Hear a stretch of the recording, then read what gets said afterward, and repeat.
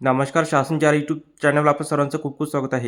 तर आताच्या घडीची सर्वात मोठी ब्रेकिंग न्यूज म्हणजे राज्य सरकारी कर्मचाऱ्यांची 3 मागण्या होणार पूर्ण. त्या संदर्भात एपिसोडच्या माध्यमातून संपूर्ण अपडेट सविस्तरपणे चला सुरू करूया. निवृत्त वेतन योजना, वाढीव महागाई भत्ता वाढ तसेच रिक्त पदावरील पदभरती अशा विविध प्रलंबित मागण्यासाठी राज्य सरकारी कर्मचारी संपावर जाणार आहे. राज्यातील तब्बल 17 लाख कर्मचारी विविध प्रलंबित असणाऱ्या मागण्या पूर्ण होत नसल्याने लवकर जाणार असल्याची माहिती संघटनेचे निमंत्रक विश्वास काटकर व मध्यवर्ती संघटनेचे अध्यक्ष अशोक दगड यांनी दिली आहे. प्रमुख मागण्या: महागाई भत्ता वाढ. केंद्राप्रमाणे दिनांक 1/7/25 पासून वाढीव महागाई भत्ता राज्यातील कर्मचाऱ्यांना लागू करण्याबाबतचा अधिकृत शासन निर्णय लवकर निर्गमित करण्याची मागणी आहे.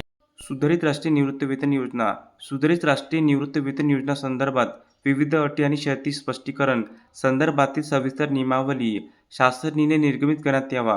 रिक्त पदावर पदभरती. राज्यातील सर्वच विभागामध्ये मोठ्या प्रमाणात रिक्त पदे आहे.